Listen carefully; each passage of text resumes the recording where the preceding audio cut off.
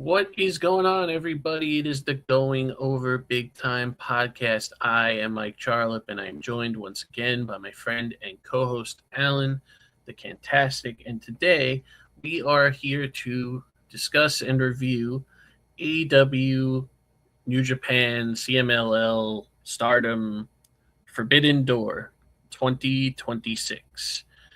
And I would say the biggest criticism going into this show was that it didn't feel very Forbidden Door-esque.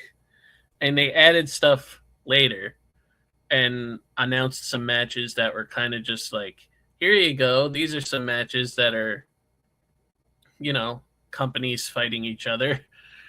But they only really announced a couple that were really like meant for the theme of the show. And then the rest was storyline driven AEW matches, which is absolutely fine. But I feel like you're missing the point. And let me get this straight. Like, this was an amazing show, but I just think they need to reevaluate what the theme of this show actually is. You're muted. Sorry about that. I went back and looked at the first card for the first Forbidden Door. Yeah. I would have to say that was like, I mean, it's the first one, so it's kind of hard to rate the other ones based off the first one. You had the main event, Jon Moxley versus Hiroshi Tanahashi. Mm-hmm. At the time for the interim AEW World Title, but there were like other matches on there that I remember when like this whole concept came up. You and I were like talking about like fantasy bookings and then how like all our matches picks were like some AEW person versus some New Japan person, and I think that was a general theme. Like being like one of the top ones would be like 2023. The headline matches was Will Ospreay facing Kenny Omega for the IWGP United States title, and then you got Bryan Danielson versus Okada in a singles match. Yeah. Well, like here, this one in 2026, like I mean it's really kind of like a very AEW heavy product. You've got, but yet you still have some involvement with New Japan, but it would be like, if you told me this was just an AEW show, I'd be like, yeah, it is. Because, like, even though it was streamed and promoted and shown on, like, the New Japan platforms, it's like half the guys that are on here probably were in New Japan about a year or two ago, and now they're not because they're AEW guys now. So that's why I feel like they had to add in, like, CMLL and Stardom at this point, because that's the natural way to go. Because if you want to heavily promote a women's division, you tap into your Japanese partners and as well as your Mexican partners, and it works. I mean, obviously CMLL is going to be involved regardless with all these dual contracts that are going on. Yep. So, but no, there's the main events of this show. Nothing about AEW versus New Japan. It was fairly heavily Owen Hart Foundation Tournament Finals, and whatever the fuck they created in this cage match, which we'll talk about later. Yes. I mean, to just put this into perspective, the main event of this show was the exact same main event of the time that I went, which was in 2024. Only that one was for a title. This one was for the Owen Hart final. And both of, if you're comparing those matches, they're both absolutely amazing. I don't know which one I like better. I probably still like the 2024 one better because I was there. But we're going to talk about the main event of this show, obviously. But and for AEW cards, considering this was actually a little shorter of a card. We only had 12 matches. But Mike, it still ran into 1 a.m. Yes, I know, because there was only one match on the entire show that was under 15 minutes. No, 10 minutes. Sorry. but every main card match was 16 minutes or more. And the pre-show had 2 10-minute matches and 1 9-minute match. And I mean, I unfortunately didn't get a chance to watch it live because I had a family thing. So I ended up having to. I started watching it when I got home, but I had to continue watching it today after work. But regardless of that, I thought that this was a great show, and like every single match on this show, pre-show included, was either very good or amazing. I don't think there's a bad match on this show. There was just some matches on this show that had no consequences at all. It was literally just, hey, this is our interpromotional show, so let's have this match. And I mean, they added some things. So like, there's obviously the Kenny and Zach match felt like a big deal because it was. But then you have like the first match on the main card, which really was really fun, but it was really just here. It didn't add anything to anything. So let's just start with the matches on the pre-show, the 0 hour as it's called. This match was not announced. They kind of just had this match 20 minutes before, like they announced it during the pre-show with like 20 minutes before it started. So, and not to brag, but I other than the Drilla Maloney match, which we're about to talk about, which was not announced when I did my predictions, I was 100% on my predictions of this show. 100%. So the first match was the match that was not announced ahead of time, which is Drilla Maloney taking on Daniel Garcia. A thing that's been happening in all of wrestling and not just AEW is there's been a lot of visa issues. So there was a lot of people that probably were supposed to be on this show that were not. Gabe Kidd being one of them. No Hechicero. No Beast Mortos.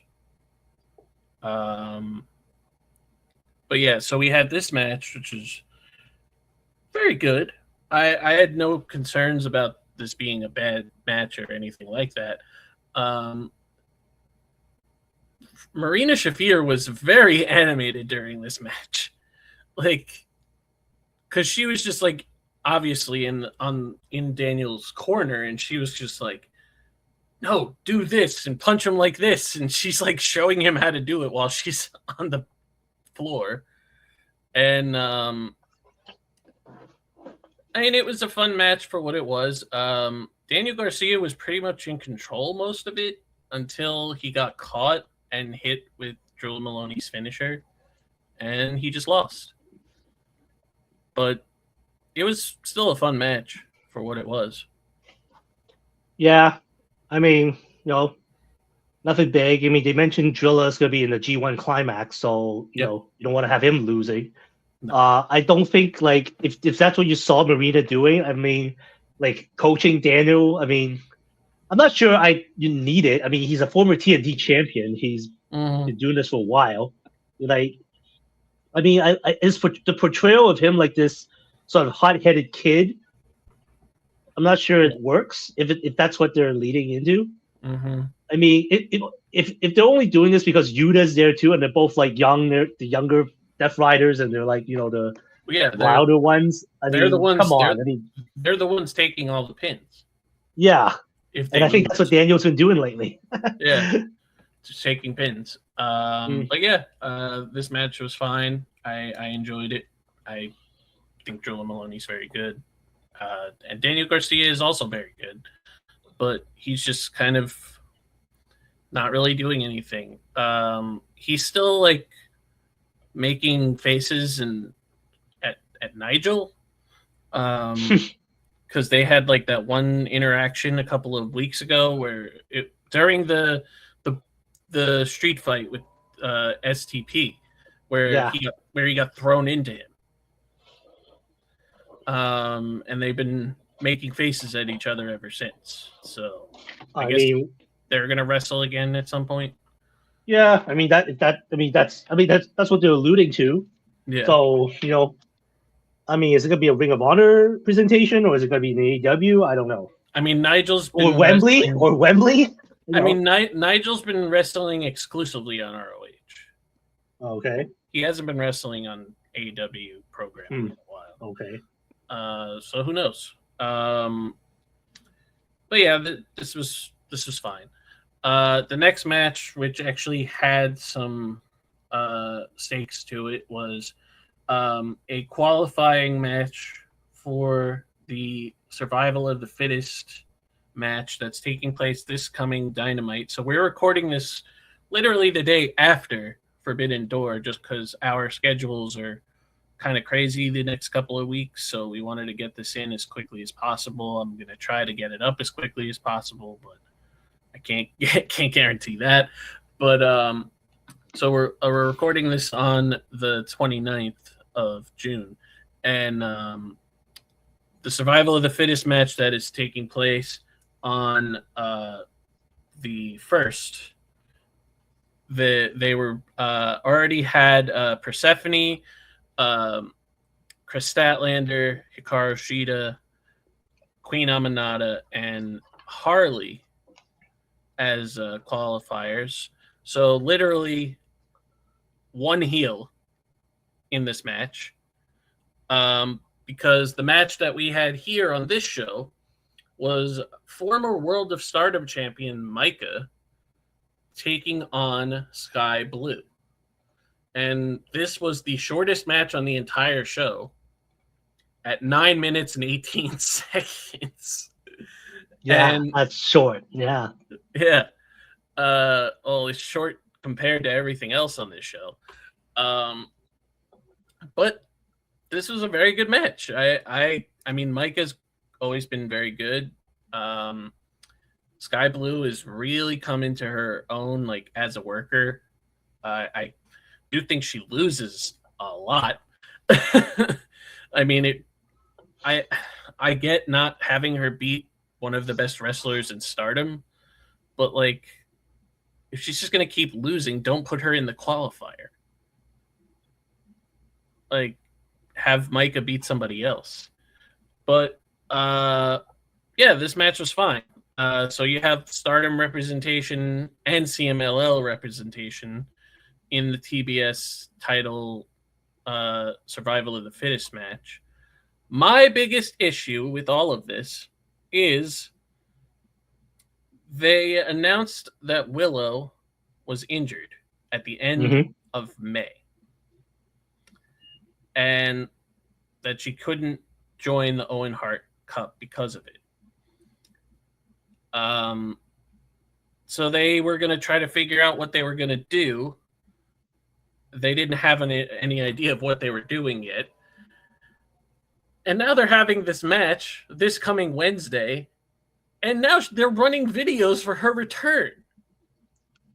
So you're going to crown the new champion literally like weeks before she comes back? Just keep the belt on her. Yeah, exactly. Like, I was just thinking, like, if she was only out for a month, you couldn't delay a month. Like, we've had champions that won a title, didn't defend them for like 55 days. You know, I'm not going to speak ill of other people in other companies at the moment, but that's happened. You've had like Nick Wayne, who was like ROH TV champion Injured for 6 months. Injured for 6 months. And he kept it. Willow, you're out. Oh, okay, we'll have to strip you of the title. Oh, wait, hey, Willow, you're coming back. Oh, you got a new tattoo? Great. You visit the old hood? Great. Yeah. Oh, right, we can't wait to see you back, Willow. See you on July 1st. Because I literally think the winner immediately will face off with Willow, who just comes out and he's like, I want what's mine. It wouldn't surprise me at all. It would be hilarious if Harley won and then Willow came out. It's like, I want my title, babe. Yeah. I just don't understand. I mean, maybe they didn't know how bad Willow's injury was before they I'm stripped her. going to chalk it up to that. That's got to be what it was. But like now she's coming back, and you're crowning the new champ. So it's like, just wait, see how long she's going to be out. Don't strip her right away. But yeah. So yeah, this match, absolutely fine, very good, whatever you want to say about it. But yeah, Sky Blue just loses a lot. that's yeah. her role. You know what I remember? They did a segment where in the backstage it was the Triangle of Madness, and Tekla is like doing Tekla things, and then Sky was, I think she made some offhand comment, but like, well, I'm in the Owen Hart tournament, and okay, so this was before Sky Blue was eliminated. Well, I'm in the Owen Hart tournament. What if I win? And then it looked like Tekla and Sky were gonna like get into an argument, and they just hugged it out, and then they're like, "What are you talking about? You think we're gonna like beat each other up? You crazy?" But I'm like, okay, this group looks like it's just to help Tekla keep, not necessarily keep the title, but just like doing like things that help Tekla. What about helping Sky? Sky's been here a long time. Shouldn't she deserve some like accolades by now? Or like Julia Hart, she's a former TBS champion. Why wasn't she in the? I think she was trying to qualify for that survival of the fittest, but didn't make it. Yeah. So it's just like this group is just like mostly just about helping Tekla, or just like Tekla doesn't seem to need this group. I think it's just like she's dangerous enough on her own, which we will discuss later. But yeah, it's like, I mean, and we've talked about it in the past. She's going to be a babyface sooner rather than later. Like, so are they going to turn babyface when she turns babyface? I guess that's fine, but like, I don't know. It just seems like Julia and Sky are kind of just there, and I understand that like there's really not a lot for them to do unless they go to ROH full time, because the TBS title, they're not really in contention for that right now, and the tag titles are tied up, which we are going to talk about in a couple of seconds. So yeah, it's just is what it is for Sky and Julia right now. I mean, they're both very young. They're both like still in their early 20s. So they got a lot of time to get even better than they already are. They're both great workers already. I mean, Sky is a much better wrestler than Julia by like leaps and bounds. Julia is a fine worker, but she's not as good as Scott. And maybe they will be in the tag division sooner rather than later. Again. Because they need something to do. Yeah. All right. So speaking of the tag division, the last match on the 0 hour was a tag team title match for the women's tag team titles. Divine Dominion defending against the team of Thunder Rosa and Olympia. Guess how many times Thunder Rosa and Olympia teamed before this match? Correct. The answer is 0. Because Thunder Rosa was just like, hey, I want a shot at the tag titles. Well, I guess you got to get a partner. And she's like, oh, well, I'll find somebody. I've been away at CMLL for a long time, and I've made friends. And that's literally what they did. They just were like, there's another woman in CMLL that I could team with, right? And they chose Olympia because she's been in AEW. And this match was very good also. Not by nobody's surprise. Everybody in this match is a great worker. And the result was never in question because, as we've been saying, pretty much since February, they're just giving Divine Dominion stuff to do until they decide to finally ignite that Brawling Birds feud, because that has to happen at All In, because it's in Wembley. So, yeah. I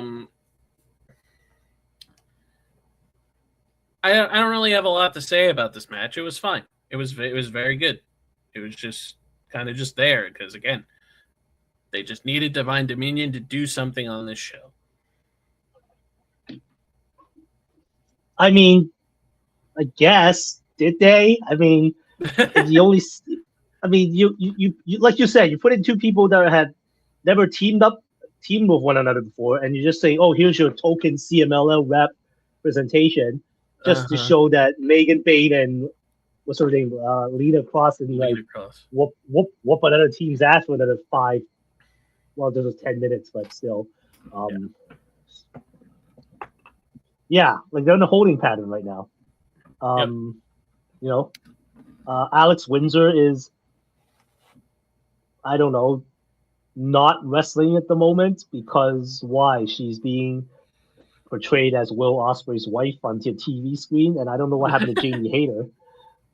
So, and maybe they and again, I don't want to keep harping on this. This seems to be the curse of women's tag team title divisions. Like it's always just one team that exists, and no other team exists until you find another team, and they just somehow take the titles off them, even though they hadn't teamed with each other for long. Like I don't want to, like, okay, TNA Slammiversary also just happened. The Elegance brand dropped the titles to Demon Bunny, which is Rosemary and Allie. Allie, who hasn't been on TNA in like what, 5 years or something like that. Longer actually. Almost a decade. Yeah. I mean, I thought they were gonna win that match because the story only made sense from there, but it was just like, like it's like this one, and like the story right now is just that the dominance of these two extremely tall women who are extremely athletic, and they're basically the Powers of Pain or the Twin Towers or like the Legion of Doom. Yeah. And then they're gonna have to start building the story of who will take them down. I mean, and the only one that makes sense, it's Alex Windsor and Jamie Hayter, the Brawling Birds, but they haven't really advanced anything about the Brawling Birds. And I feel like they're just gonna throw this together and like, here's your token match, Wembley. You know, your local heroes. But I'm like, you didn't do anything to build it up. Maybe I'm wrong. We've got 2 months left, so you know, whatever. The main problem is that the Brawling Birds have never lost a match. So as a tag team. So okay. If they're winning matches, they should have already gotten title opportunities. Yeah, like what's holding them? What is the problem here? They could have explained it away and been like, oh, well, we'll do like a multi-person match and they don't take the pin kind of thing. But they still lost, so they have to go back and build up again until they get their actual 2-on-2 match. They could have did that, but another big issue that we've talked about a lot is that there's no real care given to the women's division right now.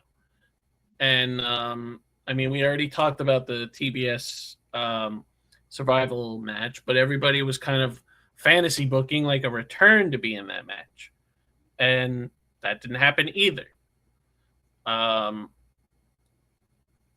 So yeah, I mean, we got another pay-per-view. We have a pay-per-view in July now called Redemption, taking place in Montreal. And I mean, are they just going to have a random tag title match on that show? And then that's when they're going to finally start planting seeds to All In for the Brawling Birds? Like, that's just what we've been doing since they won the belts. So, I don't know. Divine Dominion's a very good team. They're, as you said, 2 very large women who are very athletic. And for some reason, their finisher is a double chokeslam. But yeah, I guess we'll see. Hopefully they start actually planting seeds for that. But yeah, as you said, Jamie Hayter's kind of not been on TV recently because I guess they don't really know what to do with her until they start building to this tag title match. Because she already had a world title match, 2 world title matches that she shouldn't have had against Tekla. All right. So now we're into the main card. And as I mentioned at the top of this first match meant absolutely nothing. It was just a match. And okay. it was a very good match. It was just like, what's the point of having it? Oh, I get it.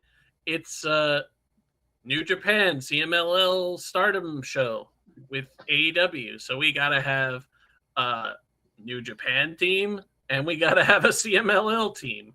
Yes. So we got what we have here is the Young Bucks, Matt and Nick, taking on CMLL's El Sky team, Mystico and Mascara Dorada, who coincidentally just became the Ring of Honor Tag Team Champions. Yep. And then representing New Japan, Shingo Takagi and Teton from Unbound Company, this new unit that's formed in New Japan from the remnants of like the Bullet Club and LIJ and I guess whoever's left. Yeah. I mean, like, okay, because David Finlay and Clark Connors were part of this group until they signed with AEW, actually. Yes. Yeah, this was like a typical Young Bucks match with like, all their stuff. And, the heaviest guy in this match was Takagi, who's basically a heavyweight. So he's the one that kind of stuck out like a sore thumb. Yeah. But other than that, like a lot of like fast hitting action, I had no problem with this match. Oh no, I'm not saying it was a bad match at all. It's a very good match. It just had no meaning. It was just a match. See, here's where. So, I thought there was a meaning, and I thought that after the Bucks went over, they were gonna just stay in the ring, and then I was thinking the lights were gonna go out, and then out comes Austin Creed and Kofi Kingston, whatever his name is now, outside of WWE. And they didn't do it, and I'm like, oh, okay, I guess another time, perhaps. They haven't really been clear on exactly when those non-competes are up, but I mean, I thought their contract just expired. They didn't renew it. No, they had non-competes because they had contracts that were going to be like for 3 more years, but the company wanted to give them less money. Oh, right, that's it. Yeah. So that's why they had 90-day non-competes. Well, no, I obviously know that the reason that the Young Bucks won this match is to continue building to them getting another tag title opportunity. They've been, every couple of shows or whatever, they've been quote unquote running into Cope and Christian. And obviously they're teasing maybe those 2 teams having a 2-on-2 match at Redemption or something. And then we get like the multi-team match that we're all expecting it all in, which will probably be like a triple threat ladder match with Cope and Christian, the Bucks, and FTR, and possibly a fatal 4-way, including whatever the New Day is now going to be called. Okay. That's what everybody's kind of expecting. But yeah, I mean, this match was great for what, it's a Young Bucks match. It's always going to be. They always have Rick Knox is their referee because he doesn't do his job, and there's just people flying everywhere. Mascara Dorada is doing what Mascara Dorada does. I was thinking about I don't know why I was thinking about this during this match, but I still it still blows my mind that this Mystico is the original Sin Cara. It's crazy because in WWE he didn't know what he was doing, and obviously he was trying to work their style and he didn't know how. So toughs are off. He just gets to be himself and he's amazing. But yeah, I don't know why I was thinking about that during this match, because the guy's not young anymore, and he's still able to do the shit that he does.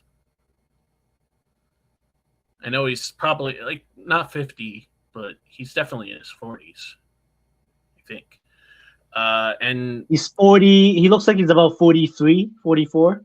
yeah, and Takagi is about the same age, and he's always been good. But he was just, I mean, in this match, he was a base for literally everybody else. That was his role in this match, was to be a base for everybody, including his own partner. But yeah, so we'll see what happens with. I mean, El Sky Team, as you mentioned, are the ROH Tag Team Champions now. All right. We'll talk about the ROH World Title when we get to the Continental Title match, which I hate that that's a sentence, but the next match is one of the best matches on the entire show, and it's crazy that like it clocked in at 26 and a half minutes because it didn't feel like it was that long. It felt like it flew by. Of course, I'm talking about the match that was Kenny Omega versus Zack Sabre Jr. This is only the third singles match that these two have had ever. And it's their first singles match in 8 years. And I think it was the best one they ever had. I haven't watched the other ones in a while, but this match was amazing. It was, a battle of styles. Obviously, Zack Sabre Jr., the best technical wrestler in the world, and Kenny Omega is more of a, all-around striker kind of guy. And Zack Sabre Jr. is trying to do everything to keep Kenny Omega grounded. He's working on body parts. I will say the one thing that I love the most about this match is the fact that they didn't even touch Kenny Omega in the stomach.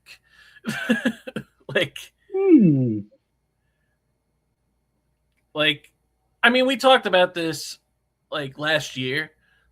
When he had that match with Gabe Kidd in Japan on January 4th or January 5th, he didn't have diverticulitis when he went to Japan. They didn't even talk about it. They didn't even mention it once.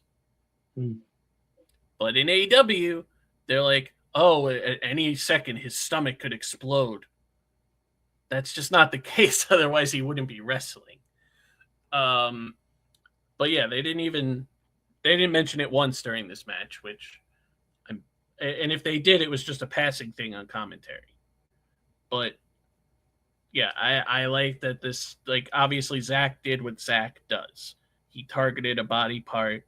He worked on it the whole match. He puts on a hold in any position. He, for some reason, had an octopus hold on the announce table at one point. I don't know why he did that. I mean, I guess a submission hurts more when you do it on the announce table. But yeah, this match absolutely ruled, and obviously we all knew that Kenny was winning because Kenny is building to winning the world title at Redemption. We all know that that's the case at this point. Yep. That's what's happening. I think everybody is got it set in stone at this point that that's what's happening. So, but yeah, this would be my favorite match on the show if not for the main event. But it's a very, very close second. What say you about the match? I mean, it was pretty solid. To be honest, the show was so long, I kind of blanked out of any major spots I remembered from this match. I just remembered Kenny hitting the one-winged angel, and that was it. I guess if Zack did anything out of the ordinary, I probably would have remembered. But I guess I'll have to take your word for it. That was a pretty good, solid match because in all honesty, this is something I may have to go back and rewatch because I actually don't remember like what the hell happened. it was kind of a blur. Like I said, like it felt like I said, like it clocked in at 26 and a half minutes, and for me it just felt like it flew by. And maybe that's just me, but I thought it was so much fun. Obviously for what it was supposed to be. I'm trying to go back into the spots. Oh, there's so much stuff. Okay, why am I'm at the Young Bucks match now. What the hell? But yeah, I mean I recommend watching it again because it's definitely worth the watch, I think. But yeah, Zach is Zach. I mean, he can put on, like I said, he can put on a hold from literally anywhere and make it look good. There was a point where a spot that I really liked, mainly because I just love the technical side of stuff, was that Zach turned an attempt at a one-winged angel into a guillotine. Like that was, and it was flawless, obviously, because that's just what Zach does. But yeah, I would absolutely recommend watching this again, just because it's a lot of fun. All right, the next match is the Continental Championship match. So I mentioned that we would be talking about the ROH title when we got to the Continental title match. That's because the ROH champion is challenging for the Continental title and is not defending his belt, which seems to be a theme with the ROH champion. Why isn't he defending his belt? And he only loses matches when he's not defending his belt. He lost to Andrade, didn't defend his belt. He lost to Swerve, didn't defend his belt. Now he lost to Mox in a title match for the other belt and not his. So why does he have the ROH World title? Why? Because he's not on ROH. Ever. So why not just put the ROH title on somebody else? Stop having the ROH World Champion challenge for other belts when he should be defending his own. Yeah, he's an AEW guy. Like I don't know why they haven't like done a thing where the ROH champion should be exclusively on wrestling on ROH. Yeah. They did a thing with Blake Christian saying he was chasing Bandito for a year. I didn't even know that. Like, you could put it on him. Well, how is he going to find him? He's never on ROH. Oh my God. And you also, let's not forget, had the ROH champion in the Owen Hart Cup at the last pay-per-view. He lost in the first round, obviously, but yeah, why is the ROH champion in a tournament for another title? Why is the ROH champion challenging the Continental champion on a New Japan cross-branded show? John Moxley should be defending his belt against somebody from Japan. Yeah, Japan. Yeah, that was like they tried to do a thing where it was like, oh yeah, Brody was beaten by Claudio, and Bandito tried to make the save, and then somehow, and then obviously Death Rider stuff. Death Rider's got a Death Rider, so like Moxley's involved, and then suddenly Bandito and Mox are like duking it out. Well, they had a random tag match where and then I think Bandito pinned somebody, and then it's like, oh, yeah, kind of okay. Like I want to. Sorry if I kind of go on a segue here, but like the use of ROH in the AEW umbrella has been kind of like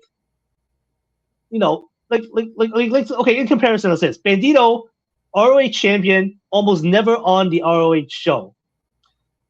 By comparison, as much as you will hate me to say this, Dominic Mysterio, AAA Mega Champions, always hang around Monday Night Raw because he's a WWE superstar. But he does go down to Mexico. He does appear on AAA.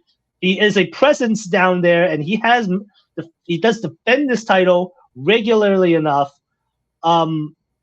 Somehow, when WWE purchased AAA, they somehow managed to figure out enough to make it at least stand as a credible product on its own.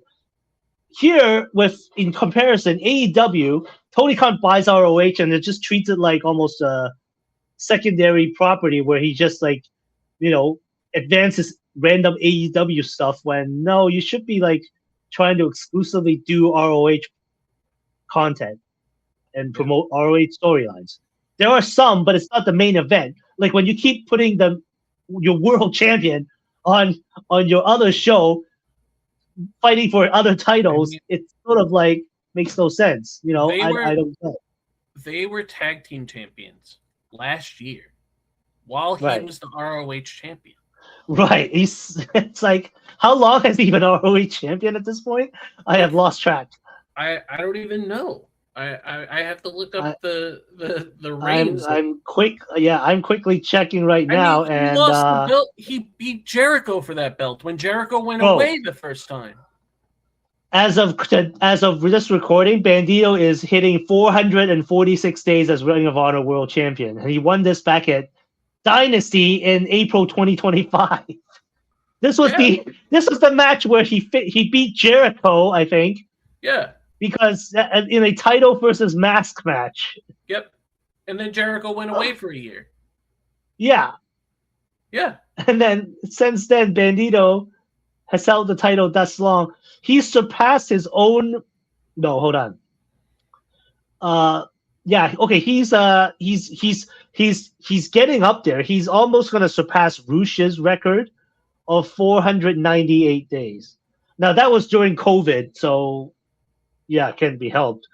But yeah, Bandito is slowly creeping up on being one of the longest ROH world champions.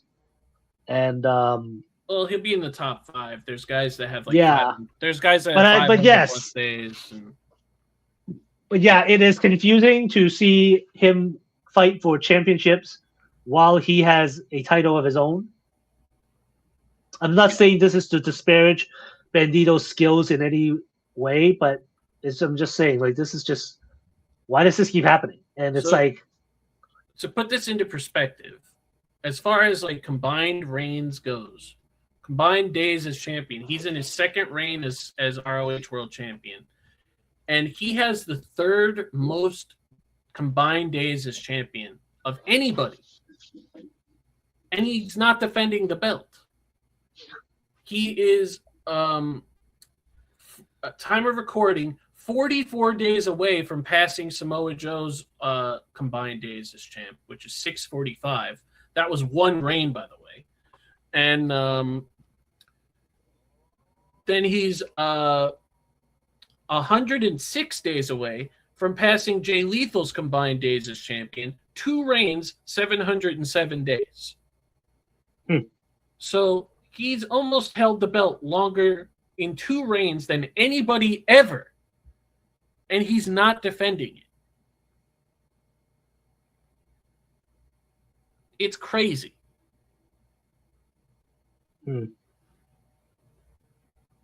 But this match was actually very good, as I expected it would be. That's not the concern. I was never concerned about this being a bad match. My concern is that there are multiple champions on this show that are not defending their belts. There's 4 of them in the co-main event. We're going to talk about that. But it's crazy that he's been ROH champion this long. And they just keep putting him in other things. Put the ROH title on somebody who's on ROH. Because he isn't. Ever. Literally ever. And the result was never in question. I never thought Bandito was going to win this match. I don't think anybody ever thought Bandito was going to win this match. I don't know what they're planning with Mox as the Continental Champion. Doesn't seem like they have a road to what that is. But this match was amazing. And the last time that he defended the ROH World Title, which was on the 22nd of June on an Honor Club taping. Before that, it was in CMLL on the 22nd of May, so literally a month apart, against Volador Jr. And then before that, it was May 18th. It wasn't even a title match. It was a proving ground match. So I guess he is defending the belt here and there, but it's like nobody watches ROH. So it's hard to be like, but he also didn't defend the belt from May 9th, between May 9th and let's see. He literally didn't defend the belt from December to May. Not one time. December to May. Not once. Because he was in a tag team or doing other things. Challenging for the world title when he's the ROH champion. So yeah, get the ROH title and somebody that is on ROH. How about that? But yeah, Mox could have been facing somebody from Japan. Could have been facing somebody from CMLL. Somebody else. I mean, you could have had him face Shingo Takagi and put somebody else on Teton's team. That would have been more entertaining. But yeah. I certainly do not want to see the ROH World Champion in any other championship matches. And yeah, we'll see what's going to happen. Again, this match was very, very good. I am not saying it was a bad match at all. Like I said, every match on the show was very, very good, or, at least passable. Just stop putting the ROH champion in other championship matches. Right. And it's like, Moxley wins again. I mean, the outcome was never in doubt, but I was like, in a sense, this is getting kind of stale. Like the only interesting moment was like, Moxley shakes Bandito's hand at the end of the match. This is after like he tore Bandito's mask open, got some color, and they harken back to that line. The Death Riders only respect you if you bleed with them, and that's what they did. They were also talking about how Bandito could have been he looked like he could have been a Death Rider, but that obviously like his paths took a different turn. But I was like, no, he's a luchador, and it's like this is not totally two totally different styles, and I'm like, that wasn't really connecting to me. But I was like, okay, yeah, so. And I guess what's weird about this is Moxley comes off like a baby face at the end of this. And then if we're going to transition into the next match, we are. He looks like a heel again. So it's like, I don't know what's going on with this storyline. Well, and then we'll talk about the main event, which is even like, what? We talk about this all the time. I don't know what the Death Riders' role is right now. I mean, I like the storyline that they're in with Will, but I don't know what their role is, and I don't know if they are baby faces or heels. Because when they're facing the Shane Taylor promotions, they are baby faces. But when they are facing Bandito during a match, they are heels. But they show respect after the match. I guess they're just forever tweeners. I don't know what to call them. But yeah, so the next match, which I believe was supposed to be Shota Umino versus Gabe Kidd, but they're actually doing that in Japan in a couple of weeks. But it ended up being Shota Umino defending the IWGP Global Heavyweight Championship against Pac. And this was another very good match. I have no qualms about the match as a whole. I like Shota Umino. I was happy that he was on this show. Gabe Kidd said he was part of the Death Riders when he attacked him in Japan, even though he's a member of the Dogs. Which is listed on his profile page at AEW. Yeah. He's a member of 2 units. Yeah. So yeah, I think they were supposed to have the Gabe Kidd match here, but they couldn't have it here for whatever reason, whether it's visa issues or whatever. Gabe Kidd's going to be in the G1, so I guess he's staying in Japan for a while. And they're having that match in Japan in 2 weeks. But this match was also very fun. I mean, Pac is... I don't know what it is. It's so weird to see him wrestle. Like, first it was pants and a tank top, and now it's just a singlet. Like, why is Pac wrestling in a singlet? It's so weird. But he's amazing, obviously. The man doesn't age, even though, like, I think he's 40 now, but he still wrestles like he's 25. He's amazing. And Shota Umino, like I said, is a very good worker. I think people give him a hard time because they were kind of, as far as on the Japan side, he was shoved down people's throats for a while. And people kind of got sick of him and found him boring. But I think he's an amazing wrestler who's going to be a world champion one day. But again, this result was never in question either. I think maybe if he was facing Gabe Kidd, maybe Gabe might have had a shot at beating him, which I guess we'll find out in a couple of weeks if that's the case. But yeah, Shota Umino retained, and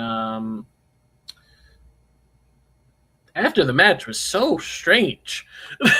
Oh my god, I don't know what's going on. So as I was saying, I want to talk about this. So we just said that Jon Moxley came off like a babyface in the Bandito match. For this match, because they're alluding to the fact that, Shota Umino was the original Death Rider, but he strayed from the path. And I was thinking to myself, was he? Like, he was like Jon Moxley's like apprentice, but I don't think they never referred to him as the first Death Rider. But I guess now that there's this group called the Death Riders, they're saying, before the Death Riders were a group, they were Shota or the Shooter, because Moxley had him under his wing. Yep. So after the match, the Death Riders came out. Looks like they were surrounding the ring and was like, like they were. Well, actually, it was like Mox and Marina came out. They were like, looking to see Pac if it was okay, and Shota's there. And then Shota had to stare down with Mox. And then suddenly, the music for New Japan Pro Wrestling's president, Hiroshi Tanahashi, plays. And out comes Tanahashi, haircut and all, looking a few pounds heavier than usual, than last year.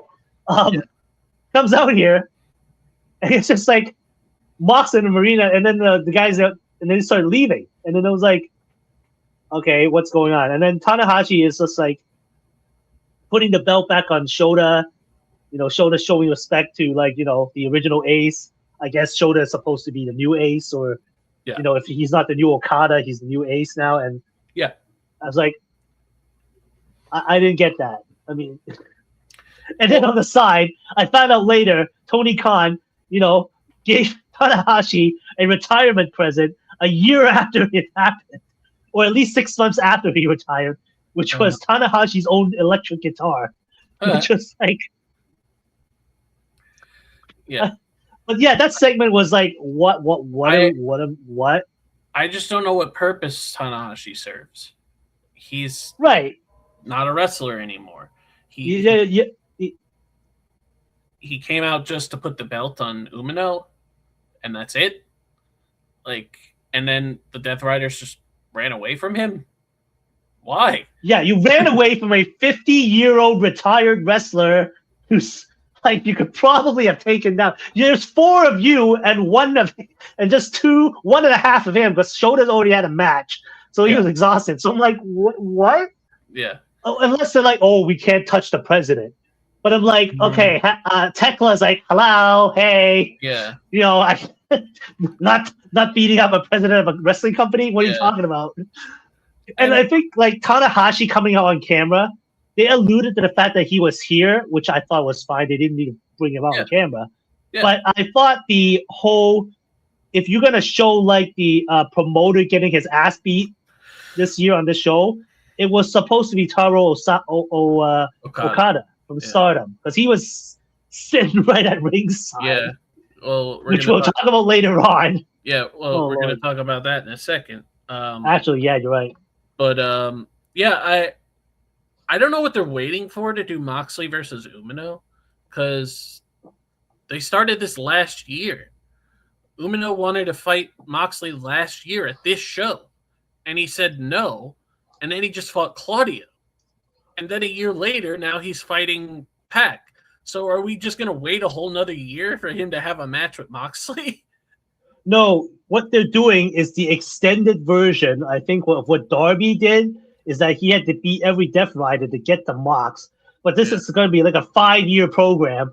Where like plan. Each year, a 5-year plan where each year you have to beat a certain Death Rider. So Pac was this year, Claudio was last year. 2027, I guess Marina is next, and then after Marina, it's gonna be like DG and Wheeler in a handicap match, or something like that, or like Shota's gonna get a partner. Well, he's facing Gabe in July, so.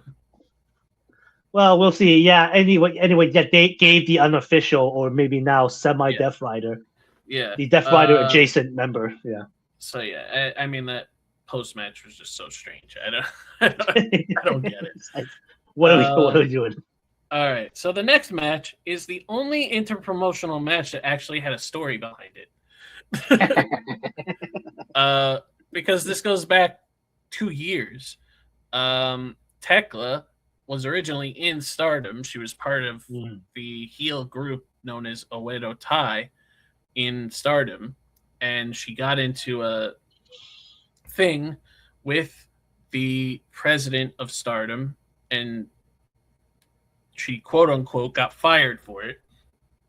But she was always leaving and coming to AEW. So they just turned it into an angle where she liked to beat up the president. And as soon as Forbidden Door came around, she was like, hey, remember me, Stardom? Remember when I beat up the president?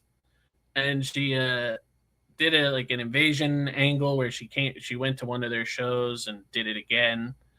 And we didn't know who her opponent was going to be. People were speculating it was going to be Sherry or it was going to be somebody else, but it ended up being Starlight Kid, which I thought was fine because I love Starlight Kid. I think she's one of the best wrestlers in Stardom.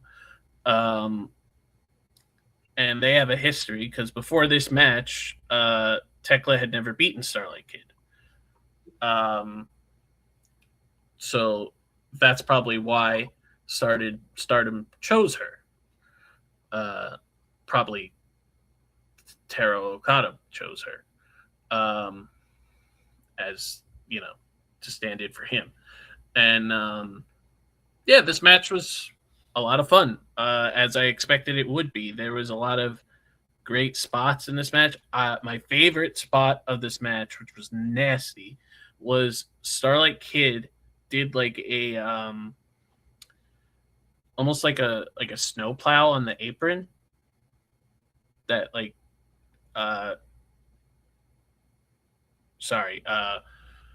Tekla landed like right on her neck on the apron.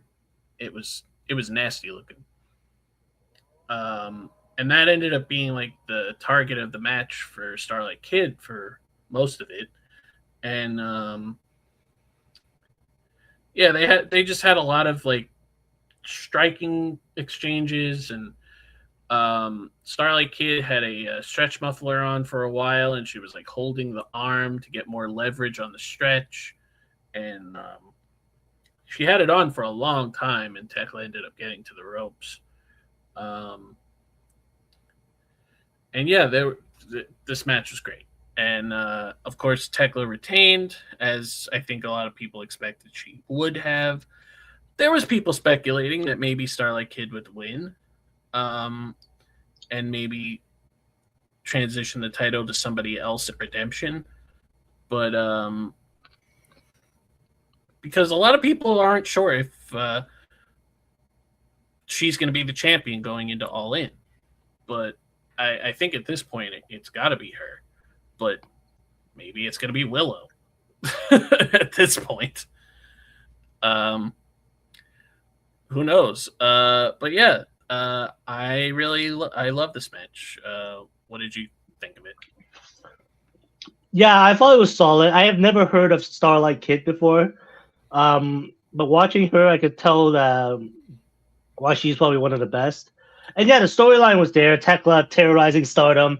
This person has never she's never beaten Starlight Kid before. So you needed a win to like sort of like close off that part. I guess the only thing that stood out was that after this match, Tekla cut off Starlight Kid's mask and stole it basically as a trophy. Yeah. And then spat in the mask, because that's a thing now. She's spitting on the logo of Stardom.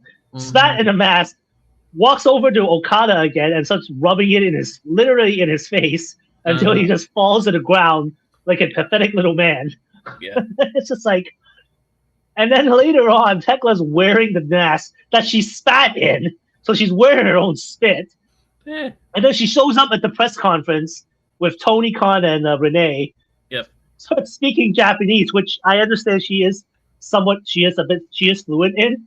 And it was like, this is hilarious. This is funny shit. Like, why is this person a heel? Yeah. Yeah. It's like, bitches. Yeah, Tekla's awesome. She's a lot of terror. She's an absolute of not just the sort of just the Dennis the Menace type character around this show. And poor Stardom, I don't know how to recover. We'll figure it out. But yeah, this does make me speculate. I was like, okay, is she really gonna be the champion going into All In? Because based on what we'll talk about, the finals of the Owen Hart Women's Tournament, it's like, how do you flip her? Or like, who's gonna be the baby face? Or do you even need one based on, what we're expecting this matchup to be? Right? I mean, or is it gonna be somebody else entirely? The only name that comes to mind is Willow. Yeah. That's the only name I could think of that it could possibly be. I mean, because it's not going to be Britt Baker. It's not going to, we keep saying that. It's not going to be her. There was numerous opportunities for her to come back. She could have been in the survival match on Wednesday. She could have been in the tournament. She could have been in this. She could have been in that. And she's just not. So I don't know what they're doing. He keeps saying, every time Tony Khan is asked what's going on with Britt Baker, he goes, "Oh, we're just waiting for the right opportunity." There's been multiple. There has been multiple in the last year. Yeah. They must be just like making her sit out her contract or whatever. Yeah, I don't know. That's why I feel like right now, because that's the only thing that makes sense. But the match needs to feel big at All In, right? And the only person that could be in AEW is Willow. Because Bayley's not going to be a free agent anytime soon, I don't think. Not in time for Redemption, for her to win the belt. Yeah. So, who else would it be? Nobody else is on the level right now that would make that big of a match, other than, I guess, Athena. But that ship has sailed, I think, because she's still the ROH champion, and she lost in the semifinals of the tournament again. Yeah, I have words about that later, but we'll get to it when we talk about. We'll talk about that. Yeah, because I think we probably have similar words. But yeah, I don't know if Tekla's going to be Mercedes. Spoiler: Mercedes' opponent at All In, but we'll see. So the next match, I'm going to be honest, is probably my least favorite match on the entire show. I mean, like I said, it's not a bad match. It's just kind of just there for me. I didn't think that this match was going to be that great anyway, just because there wasn't really a lot to go off of here. It was kind of just like the dogs wanted the tag titles, so they targeted Cope and Cage after, the last pay-per-view. Yeah. And then Cope and Cage disappeared. And then after they came back, all they did was beat up the dogs. And that's it. That was the story. And the dogs were making fun of Edge and Christian's old shtick from 2000. David Finlay even found Christian's old goggles that he wore during their run as tag team. Yes. When they did their 5-second pose. Uh-huh. I don't know about this.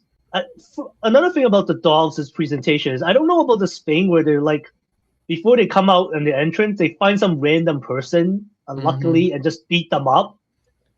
So and when they did it for this entrance, they had like 4 guys that were like taking their pictures, and the cameraman, and they just beat up the cameraman, and then they were like apparently dragging one down so much so that, but it was so like obscure. I thought Carl Connors had a limp because it looked like I thought he was hurt, but I was realized, oh no, he's just dragging some poor schmuck down to the ramp. So they're stealing Lance Archer's shtick because that's what Lance Archer does. So like I don't know if I agree with that. See, like if you have one guy doing that already, like why are you having? It's like stealing a finisher. Anyway. Yeah. But yeah, and this match was so Cope and Cage paint by numbers. It was one of them lays down for a while and the other one fights both opponents. They've been doing it in every match. It's so annoying. Stop doing this. Just have a match. And again, it was Christian's turn again to lay down for a while. And of course, this was done to set up a big return. Yep. So, I thought that was the only reason why this match was worth watching, because you got to saw the return. Yes, the return was the best part about this match. So at some point, Cope is fighting by himself, and the ref gets taken out, and Finlay grabs a shillelagh. Yep. Hits Christian with it, and then goes to hit Cope with it. But the lights go out, and the Bang Bang Gang appears on the stage. And they do their thing on the stage. And then the lights go out again, and you hear the switchblade noise, and there's Jay White back for the first time in like a year and a half. And to put that into perspective, he's been out as long as Kevin Owens. Like pretty much the exact same time. And the reason that is because he had an injury that was pretty bad. And then as soon as that one was healed up, they were like, oh, well, you have other injuries, so why don't you get that fixed too? So he basically just got everything done, everything fixed, and hopefully he's 100% now. But yeah, he attacked David Finlay, and there is some context to that because in Jay White's last appearance in New Japan, which was on a New Japan Strong show, he was excommunicated from Bullet Club and attacked by David Finlay. And at that point, David Finlay was not making appearances on AEW. He was exclusively on New Japan. But now David Finlay and Clark Connors and Gabe Kidd are all signed to AEW, so they're finally going to do Bang Bang Gang versus the Dogs. The problem with that is that even when Gabe Kidd comes back, the Bang Bang Gang has 5 guys, and the Dogs have 3. As of right now, they only have 2 because Gabe is going to be in Japan for months doing the G1. Yeah, the numbers game was very evident to me. I'm like, there's 5 of them. It's just you 2 schmucks. Like, this is not exactly a fair fight. So how is this going to work? I mean, I guess it doesn't need to be a numbers thing. It could just be a David Finlay, Jay White feud. Could be, yeah. The Bang Bang Gang have shown to be like, respectable in their current run. Well, yeah, they're right now. So they're full on baby faces. But yeah, if they were gonna do some kind of group thing, like Finlay and Connors need some friends. Yeah. I feel like they might just hire like Trent and Rocky from the Don Callis family, something like that. Yeah. Or they have like apparently like look, if Gabe Kidd is like the Death Rider tweener or semi Death Rider guy, maybe there's some connection there. They could just ask They do have affiliation with the Death Riders already. So they have teamed before, and they consider them like because Gabe Kidd is essentially a member of both. So maybe, but yeah, I love. So happy that Jay White is back. He was very missed. I'm hoping that he brings some new flavor to some of these men's divisions. I mean, he needs to be strictly a singles guy because you got 4 other guys in that group that can both be tag teams if you want them to be tag teams. The Guns are the actual tag team in the group. So I'm just happy that Jay White is back, and hopefully he's going to be wrestling right away and building to something at All In. Unless they have a gauntlet, he'll probably be in that. But yeah, very, very happy that Jay White is back. And of course, Cope and Christian retain with Jay's help. Jay hits the his finisher. Why am I drawing a blank on the name? And he hits his finisher on David Finlay, and the ref is still out at that point. And then Edge hits another spear. Yep. And gets the pin. And what I thought was strange was after the match, he brings the belts in the ring and just gives them to Cope and Christian. Yeah, so I remember that Jay White was like in some alliance with Cope what before he was hurt. Yeah. So I did see that Jay White. I did see that when Jay came in and then like jumped David Finlay with the Blade Runner. Cope was like smirking as a. I don't know why I was drawing a blank on Blade Runner. But yeah, after the match was over, Cope and Christian retained. Christian conveniently gets back in the ring now, so he's like, hard part's over. Well, he got smacked in the face with a shillelagh. He had to take a break. Yeah. Oh, so Jay, like, Cope is obviously happy to see him. Christian is not, because Christian, he agreed to team with Cope, but he didn't agree to team with anybody else. So he's like, I don't know Jay White. I don't know what he's about. Yeah. Does he want the titles? Like, Yeah. Yeah, I'm hoping that Jay will specifically be singles, and if there is going to be tag in the Bang Bang Gang, that it's the Guns. That's what I hope. But yeah, very happy that Jay is back. So yeah, we will see what happens going forward with the Bang Bang Gang and the Dogs. All right, so they build this show as a triple main event, and we are up to the first of those triple main events. And it is the finals for the Women's Owen Hart Cup tournament.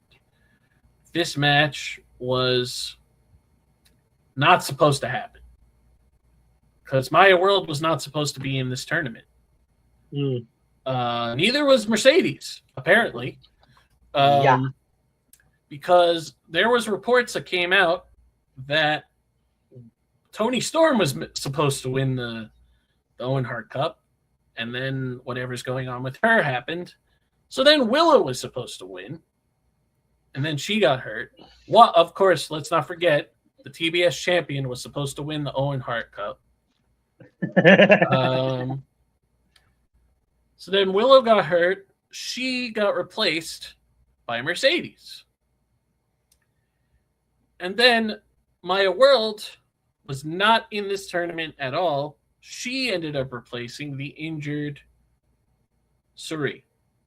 Suri was, I'm pretty sure that after Willow got hurt, I think Suri was always going to be in the finals. If Suri would have been in this tournament, she was always going to be in the finals. And since it's happening at Forbidden Door, that would have made sense. Whoever her opponent was, I guess, wouldn't have mattered. Suri was going to be in the finals of this. But, so it ended up being Maya World. Maya World is 23. Mm-hmm. She's only been wrestling for 4 years.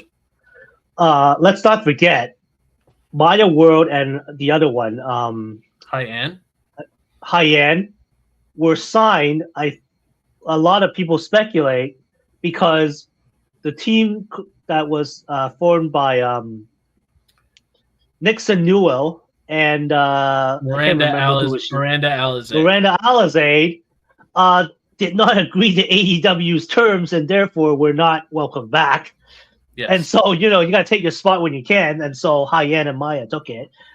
And they were, doing good on Ring of Honor and like other stuff. But then suddenly Maya gets put into this position because by complete chance, also, unfortunately, just a few days before she fought in her like quarterfinal, her brother passed away unexpectedly due to a tragic car accident in Texas.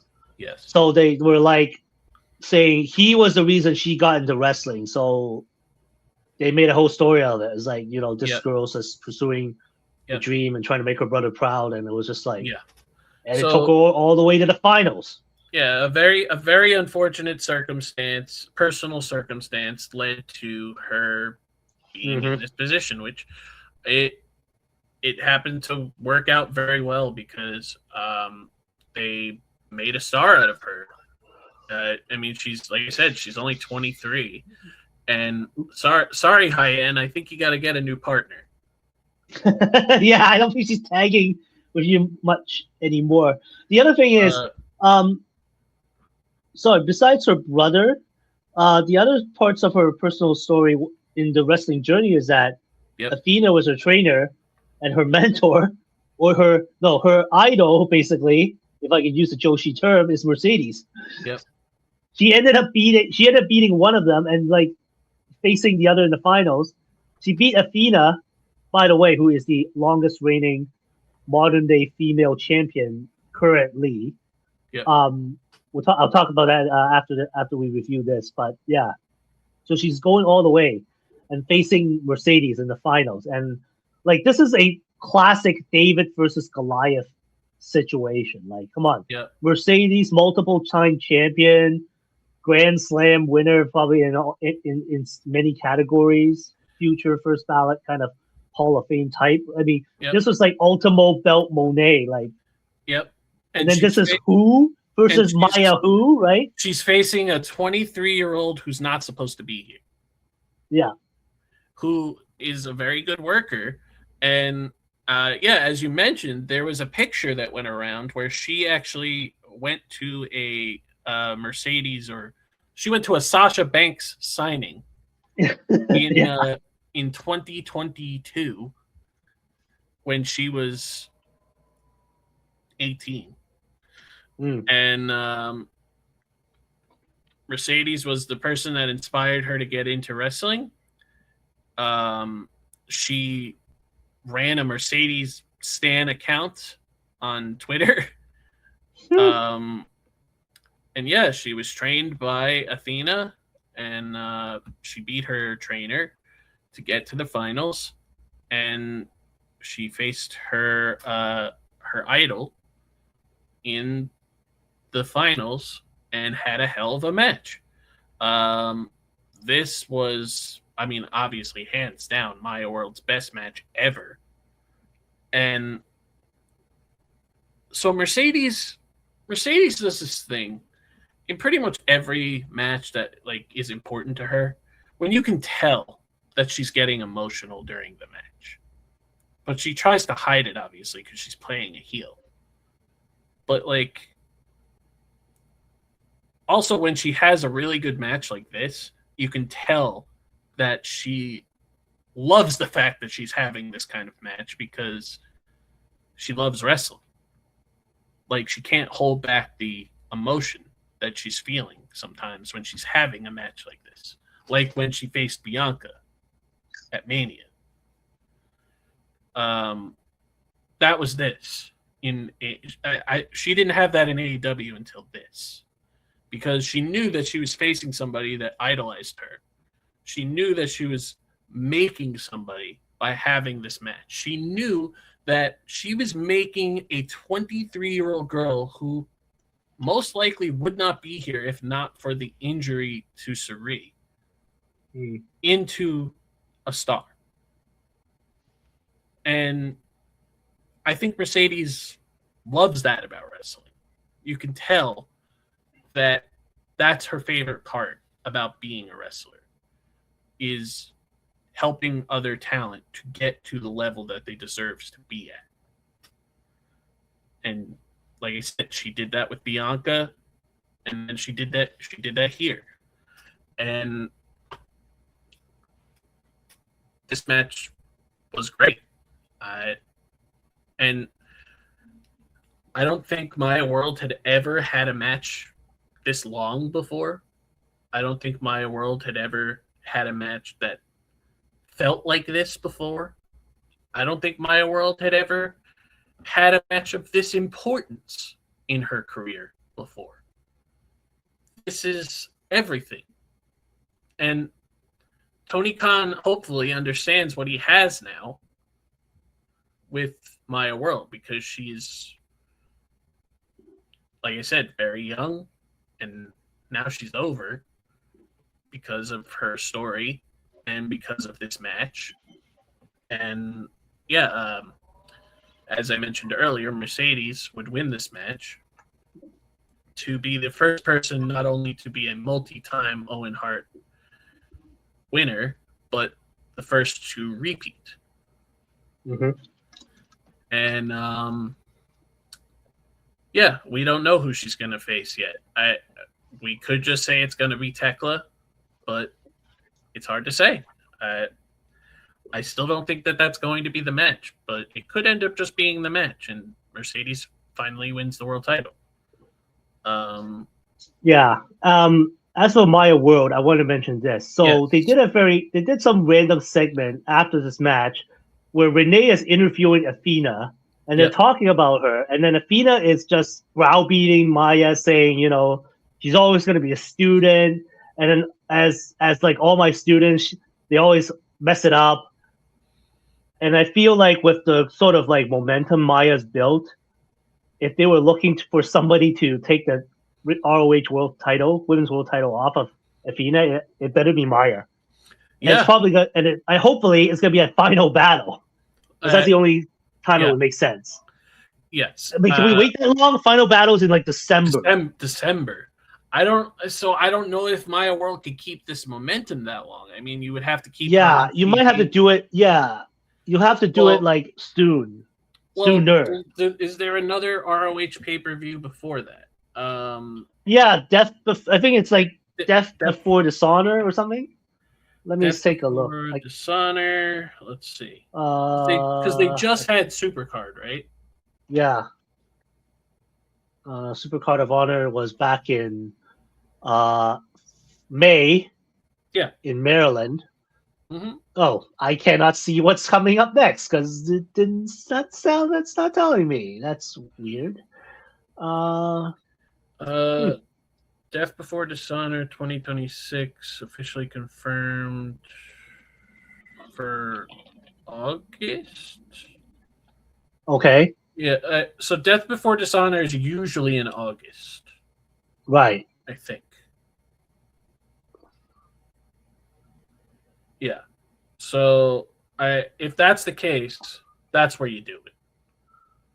You can't wait for Final Battle. But yes, Maya World should and like I said, we pretty much had the exact same thought. Like Maya World should be the person to dethrone Athena.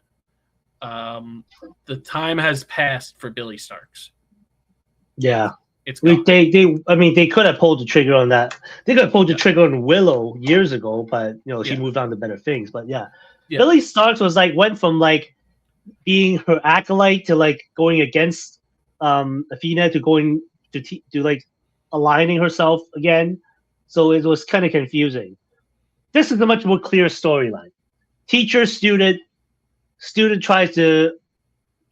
beats teacher, student tries to one up the teacher, fails, teacher shits on student's efforts, student gets payback. Yeah. The only way she knows how. Yeah, and you could also say that Maya World has Athena's number. Like, she beat her. Yeah, she already beat her in the tournament. So if she goes to ROH, more frequently and is the person that is building up singles wins and wants to challenge her, then she should be the person to beat her at Death Before Dishonor, whenever that is, because usually So Death Before Dishonor usually is either July or August. So it's going to be one or the other, right? And it would just make sense. And it's time for Athena to put ROH behind her, finally. And this is the best way to do that, especially with all the seeds that have already been planted. It makes the most sense. Give Maya World that moment because you knew she wasn't going to win this. She's not ready for that. But she can be the person that carries ROH for a few years because she's still, like I said, very young. And right now, that she's going to be riding the high of this match for a while. And you have to stick with that momentum. And that's the best way to do it. But yeah, that's what they should do. And Mercedes, we'll see what happens. I'm very intrigued to see what happens in the next couple of weeks. I mean, obviously, we're building to Redemption. Redemption, I believe, is the third week of July. Let me see what the date of Redemption is. AEW Redemption.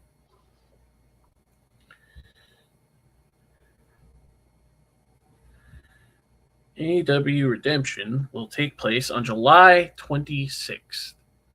So we have basically a full month of build to Redemption. So yeah, I guess we'll see who Tekla will be facing at that show, and if whoever that person is will be the person that will challenge Mercedes, or Mercedes will challenge at All In, because I still, like I said, like I've been saying, not very sure that Tekla versus Mercedes is the match. It very well could be, but I guess we'll find out. All right. So we got 2 more matches to go, and this one. All right.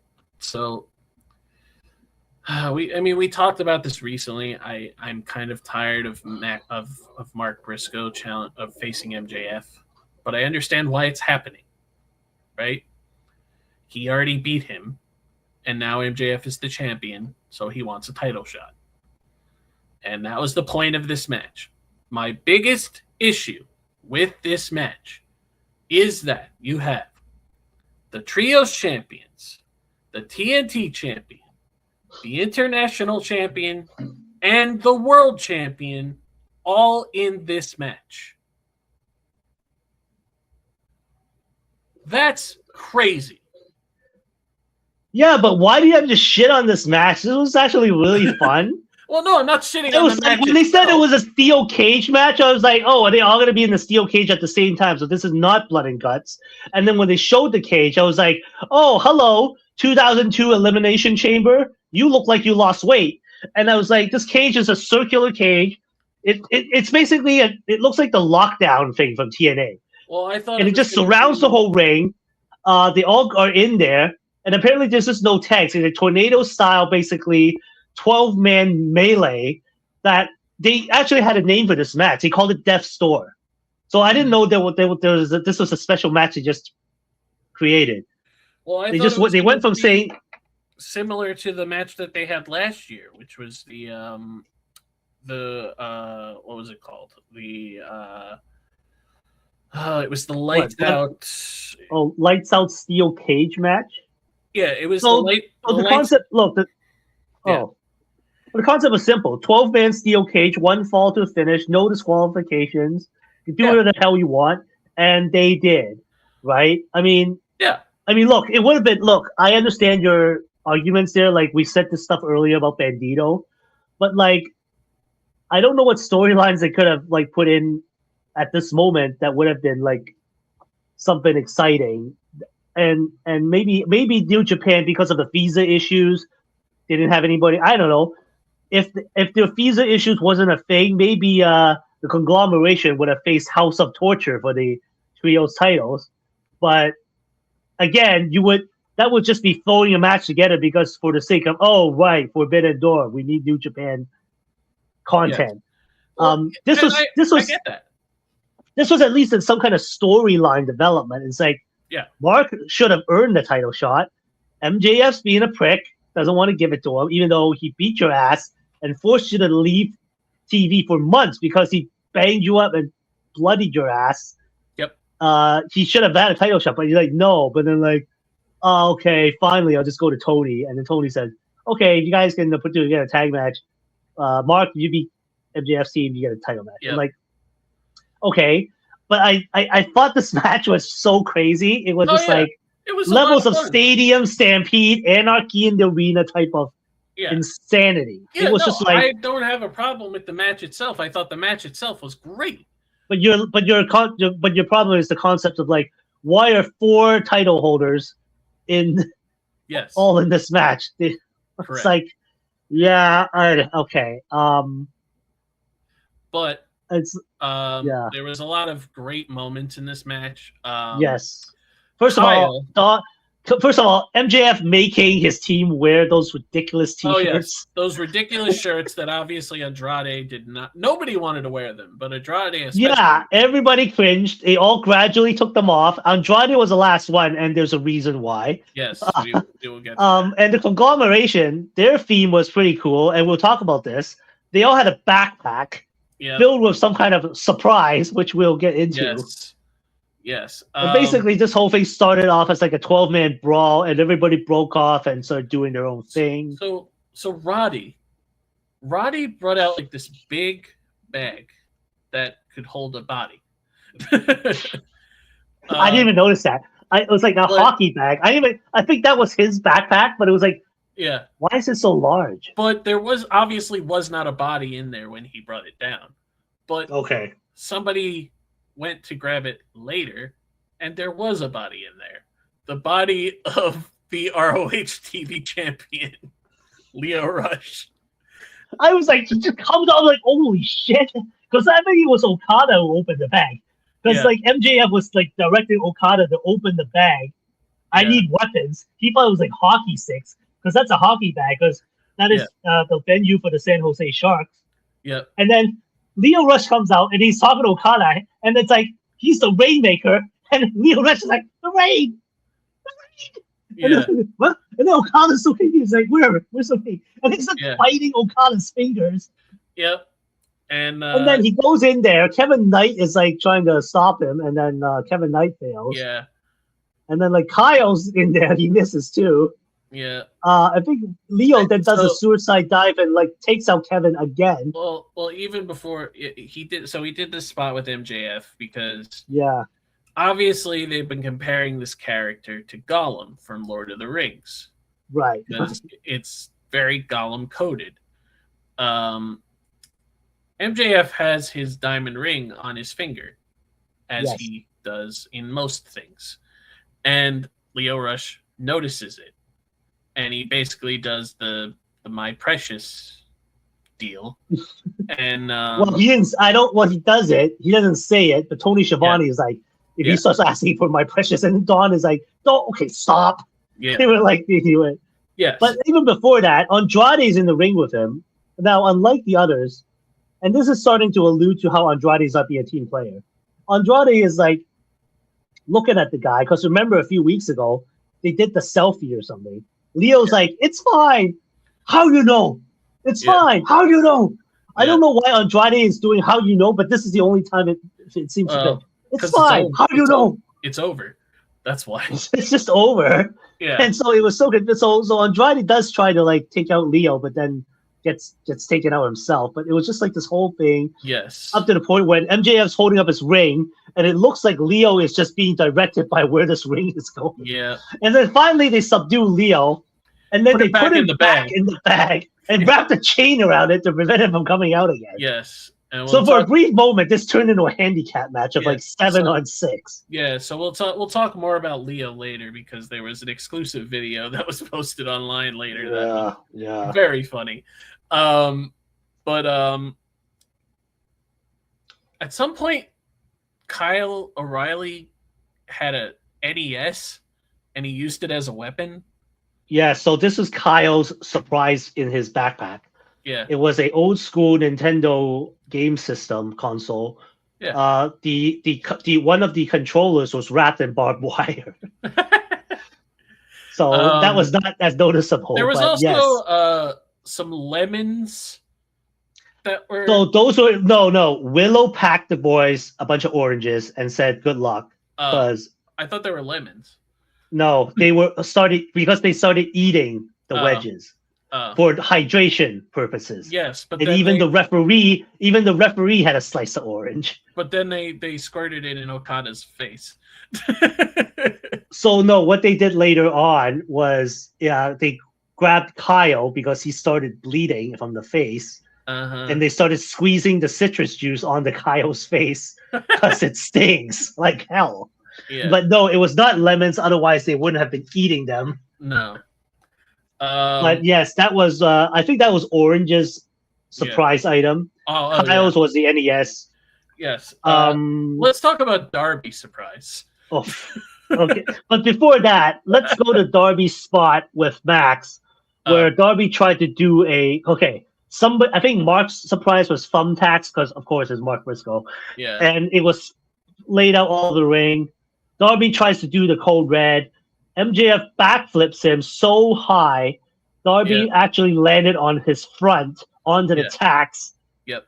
I think they were selling maybe that he got one in his eye. Well, and looking at Darby's face, I don't think he was like trying to sell. He was legitimately. Geez. Let's also add to this: Darby Allin got married 2 days ago, and at his wedding, his mother body slammed him onto thumbtacks, and Brody King was there, and he was chopping his dad and a friend of his. And then there was a video that because Bam Margera was there as well, and Bam Margera posted a video where Darby's brother, who was obviously in the wedding party, had something really hot, like right before he was. Like one of those ghost peppers or like one of those really hot chips. Yeah. Yeah. I guess it was a prank. So So he's standing in the wedding party, and his mouth is on fire because it's also hot out. So go on Swerve Strickland's socials, go on Darby's social, go on Bam Margera's social, because there's a lot of stuff that happened at that wedding.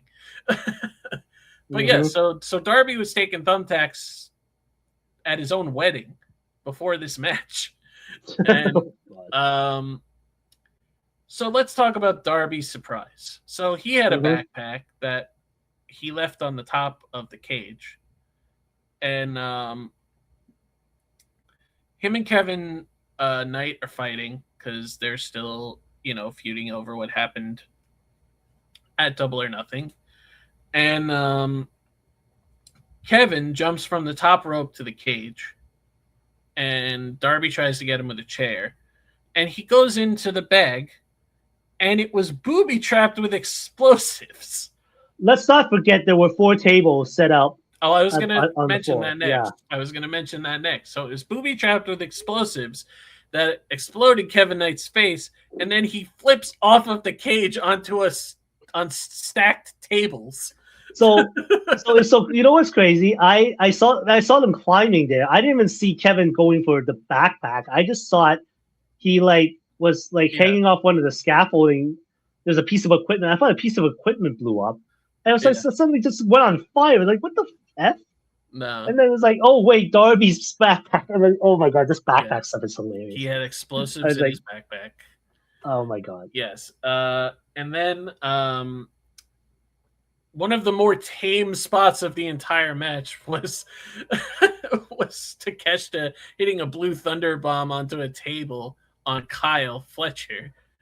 Yeah. I will say I did enjoy the sort of the only technical spots from Takeshita, Okada, and Kyle Fletcher in a bit of a sequence. And we did get a bit of a throwback to I guess Double or Nothing when they faced each other, Okada and Takeshita. Yep. Takeshita's little backpack surprise was just basically his middle finger, which he was reaching in, and Okada's like, he's afraid of what's gonna come out, and then it's just like, yeah. And even Okada at that point was like smiling. He's like, "Oh, you got me." Yeah. So there was more. Roddy hit an Olympic slam off of the apron onto one of the tables on Jake Doyle. Yeah, Jake Doyle, by the way, I will say a bit of an MVP in this match because it looks like he was just cleaning up after everybody. He just did everything. Yeah. MJF using the big broom to sweep the tacks away. He also used the broom to hit a low blow on somebody. I think it was him. Yeah. I'm trying to remember whether it was Orange who did that or somebody did that. Yeah. One of the funniest spots of the entire match was Max has the ring on his hand, and Orange Cassidy just walks up to him and puts his hands in his pockets. And then Max just hits him straight in the face with the ring. Like, oh, okay, you're going to put your hands in your pockets? I guess you're defenseless now.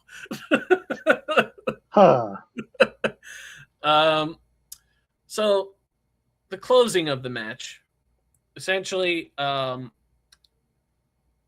MJF and Jake Doyle are, I believe, fighting Darby, and they wanted Andrade to hit Darby.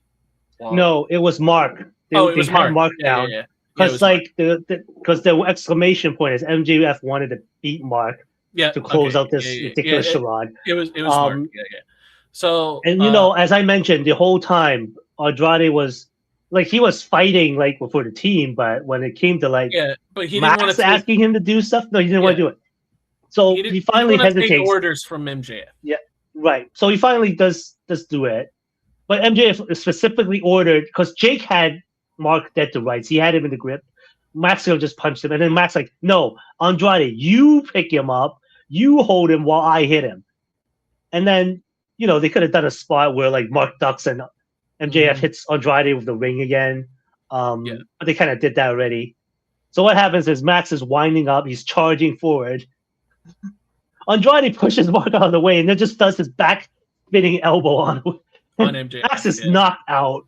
Yep. Jake's coming over. He's arguing with him, bro. It's like, what are you doing? He said, I don't give a shit about this. I don't care. I don't care anymore. And then like Jake pushes Andrade, and then Andrade just kicks him straight in the nuts. Yep. Andrade finally removes his ridiculous Don Callis family MJF T-shirt and takes off the shirt he was wearing to reveal that he had his homemade shirt made that said, "Fuck Don, fuck MJF." Yeah. And at that point, we're pretty clear. Okay, so I guess Andrade is no longer with the Don Callis family. Yep. Also, I forgot to mention that Kevin Knight did accidentally hit a UFO on MJF. Yes, that also happened too. So now we've got two like storylines that are like probably developed later on. Andrade, obviously, he wants the title. Kevin Knight also wants the title, but he's part of the family. But now he's fucked up this spot, so it's like animosity there. Yeah. MJF gets, I think he ends up taking a bunch of finishers. Well, and then finally, the finish saw Jake Doyle take the. You know what? I just remembered. Yeah, MJF didn't take the pin. Jake took the pin. MJF did take it. MJF did take a J driller, but that pin was broken up. But yes, but Jake Doyle took the pin. Yes, Jake was pinned by Mark Briscoe. Match is over. Mark gets his title shot. They all celebrate the conglomeration. Andrade just walks out of there. Yep. We'll see where that develops. And Mark, bloody face and all, is challenging MJF as of this recording Wednesday night on Dynamite for the AEW World Title. Yeah, so hopefully MJF watches the product and knows that that's happening, unlike the time. I think he did because he sent him a tweet saying something. Well, I don't know if you sent it to me or he didn't do it when Darby did that, so I'm just making sure. But also, I wanted to mention, so after the match ended, for some reason, the Trios Champions conglomeration members dragged the bag out that had Lio Rush in it, but they didn't open the bag. They just dragged it out with him inside. So they're talking backstage. They're on an exclusive video later on, and I think I posted it on my stories because I thought it was hilarious. They're just talking about like, oh, another day at the office. Hey, fellas, and they're like, hey, and Roddy's like, you think we should let him out? And Kyle and Orange are like, I guess. I mean, he did kind of help us. And so they open the bag, and Lio Rush pops his head out, and he's like, the light. And he's like, I think he wants to go back into the bag. And then Roddy gives him the colored umbrella that he had before. And he just goes, the rain. And he gets out of the bag. And he's like, where's the chicken? Is he at the coop? Is he at the coop? And because Mark Briscoe's nickname is Chicken because he's a chicken farmer from Delaware. Yeah, he's yeah. So then he walks away, and Orange Cassidy is like, I think he likes us. Yeah. So it seems that a new member of the conglomeration might be conglomerating shortly, and that is this guy, Lio Rush. I will mention also, because Lio Rush is just everywhere right now. Go out of your way to find this interview that he did with TMZ. TMZ. Yeah, I think I may have found it. I'm not sure if it's TMZ. I actually have it saved in my queue to watch it later. TMZ has like their own wrestling podcast. Okay, it's probably that one.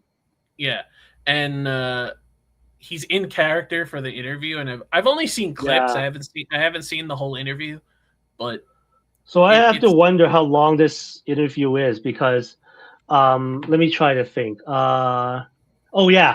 So when that RJ City guy did all those like segments called Hey EW, he had like Abaddon. He had like Abaddon on there. Yep. And Abaddon is like this freaky goth chick that doesn't talk. So that thing lasted like 5 Well, minutes. she does now. And and I think the same happened with like Beast Mortals. Mhm. But I do like these sort of in-character interviews because, including Leo, there's been 3 others that I think worked very well. Broken Matt Hardy when he interviewed when Jericho interviewed him, Mhm. Timeless Tony Storm, and the Outrunners. And actually, Mhm. all of them were interviewed by Jericho. So I don't know how this one is because actually Jericho should do a podcast with Leo Rush in character. I want to see I'm how sure that he will will. turn I'm out sure he will at some point. because that will be very, very interesting. Yeah. But yeah, this character is. It's like when Timeless Tony Storm came along, right? It's just like it's it's clicking everywhere. on. It's everywhere. Everybody Makes no loves it. sense. Some of the production videos are crazy. Like Yeah. I think you sent me one where it was like I don't know who produced it. I was like, what? This looks It was so a. like dark. It was and like a ominous. ROH promo video for him. Yeah. But it was just like the lights were all off. It was just like he's just like sitting in the dark, and it was just like wow. Yep. So all right. So Mark is getting his title shot on Wednesday, and Kyle's gonna probably Fletcher's gonna continue feuding with Takeshita. Okada's involved there, I guess, and we'll see what happens with the trios titles. Hopefully, they'll be defended. But yeah, and I guess Darby and Kevin are going to continue feuding. So that brings us to the main event, the finals of the men's Owen Hart Cup, the finals that we all predicted would happen as soon as the bracket was announced. It is Swerve Strickland versus Will Ospreay. And to nobody's surprise, this match absolutely ruled. I don't think that these two can have a bad match together, even if they tried to make it bad. Two of the best workers in the world right now, two of the best wrestlers in the world right now, who have this off the charts chemistry and can just have a different match every time. Like, obviously, like I talk about all the time, the best match I've ever seen in person was at Forbidden Door 2024 when they faced for the world title. And this match is probably on par with that match, if not better. Because they both want to be the world champion. Swerve wants to be the world champion again because he wants the power of being the world champion. And Will wants to achieve his dream of being the world champion in AEW. And getting it at Wembley Stadium. Yeah, and doing it at Wembley. So first of all, the build was pretty solid. I mean, you want to talk about the builders? I want to talk about the opening when they came in.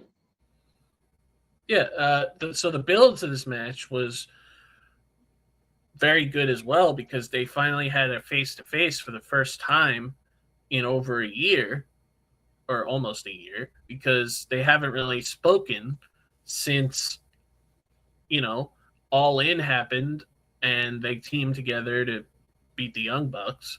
And then they kind of went on different roads. Swerve had a match with Okada and then he got hurt. And then Will Ospreay had the Forbidden Door match with, the lights out cage match between the United Empire and the Death Riders. And then he was hurt also. And they talked about how they didn't talk and that they just changed as people. And Swerve was like, we fought together to stop those guys. And now you're with them. And I can see what they've done to you. You've changed as a person. And Ospreay is like, I've changed. I mean, look at you. Like, you've gone back to your old ways just because you want to be the champion. And, it ends up getting pretty personal. And Moxley is, like, talking to Ospreay after the fact, and he's just like, "It's just words, man. You're gonna fly off the handle by just because of words. Like, our actions is what defines us, and like, you're gonna prove that you're better than him, and then you'll have everything to say after the fact." Like, Moxley has basically been Will Ospreay's like Yoda the whole time, which is hilarious. Because not even a few months ago, Ospreay wanted to kill Jon Moxley, and now Will Ospreay is better than ever because of Jon Moxley's advice, and that brings us to this match. So, you wanted to add?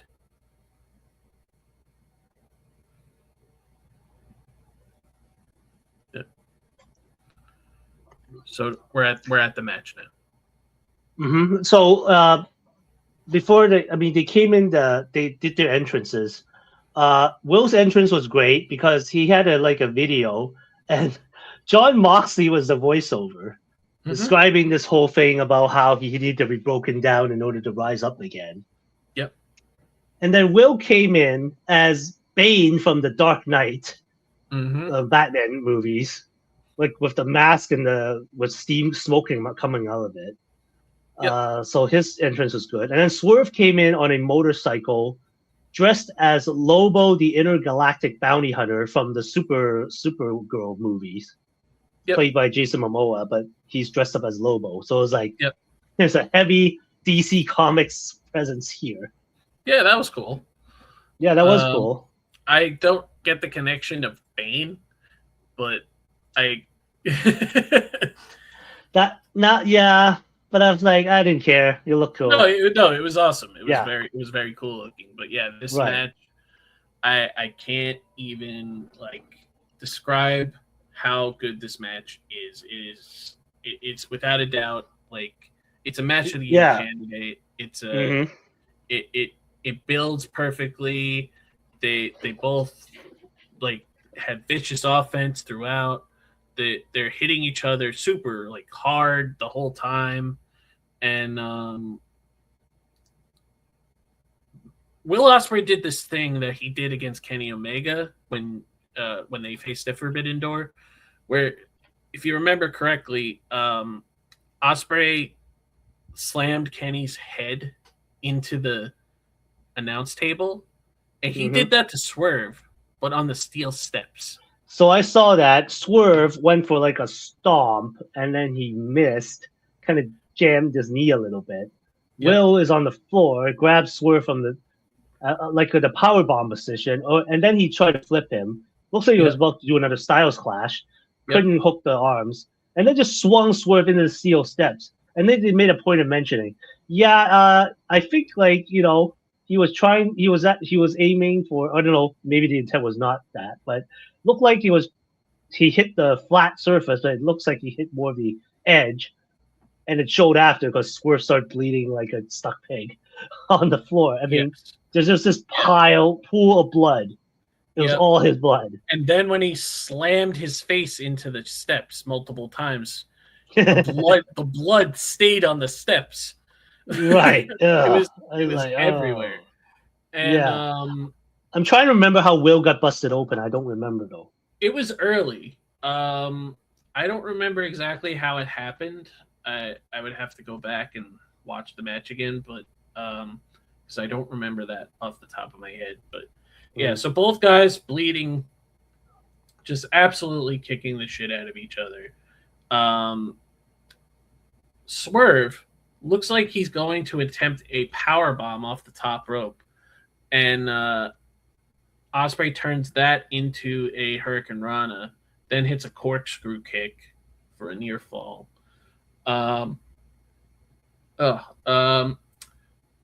He goes for an Os Cutter and gets caught into a Deadeye by Swerve. So that was interesting. So they both ended up using moves from Hangman. Yeah. There was a great spot where like Nana was getting involved, and He Osprey just was throws coffee. He just throws coffee in Will's face.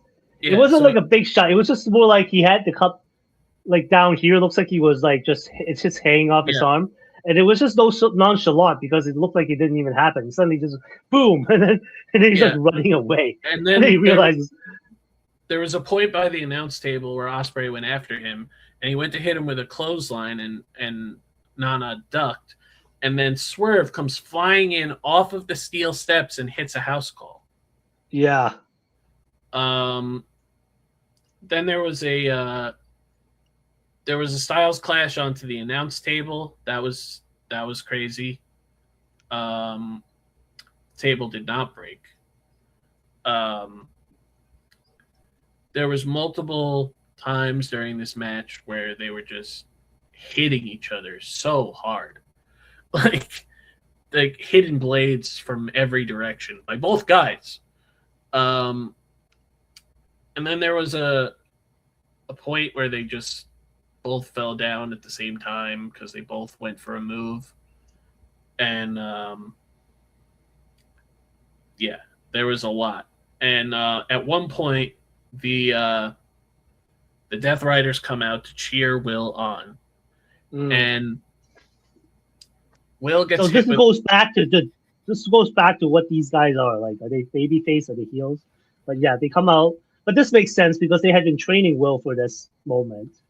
And yes, what happened, I believe, was Swerve hit his house call again yes, on Will's face, and it's yep, like he completely no sold it because he just got yeah, kicked and his head yeah, turned and he's looking straight at John Moxley, yeah. and then So he then just he turns just around, like just like, yeah, "Arr!" then he just powers up, and first he hits a paradigm shift, then Mhm, he hits a Death Rider, and mhm.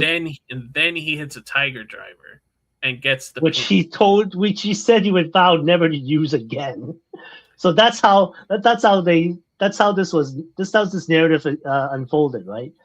Swerve could have probably beaten Will if he was like the Will Ospreay from before, but this was like a more dangerous person, right? So, Yep, and that was the narrative. That he went to John Moxley, the guy who almost ended his career, and said, "I need your help." He's like, "Okay, well, I'm gonna have to rebuild yep, you. I'm gonna have to yep, rebuild you to something even more dangerous than what you currently are. I'm not gonna yep, take anything away from you, but I'm gonna add to you and make you like do stuff that is more effective, just as effective than you would be like flipping and flying off the top rope and jumping off the guardrail and stuff like that." And it worked, right? I mean, yeah, the spots, it was like hitting blades, like they clothesline each other and they just fucking knocked each other out. yeah. But And yeah, it Osprey was just that final sequence too. and And he Osprey broke out a even said Stonebreaker before. That was crazy. and Osprey even said that like there was like he was afraid what would happen if he took the vertebraker, like, Ah, and then he took one in the match and he kicked out. like And at one or something. yeah, I Like think they both no, kicked out at one on each other's moves. I yeah, was like, okay, and it's like this match is 35 minutes, gone into 35 minutes. How long is this going to go on? Like, what else yeah. is left? But I love And that closing.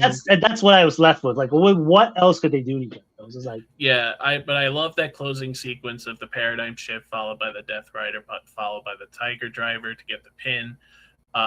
After the match, the Death Riders enter the ring and celebrate with Will Ospreay, like raise him up while he's holding the trophy, and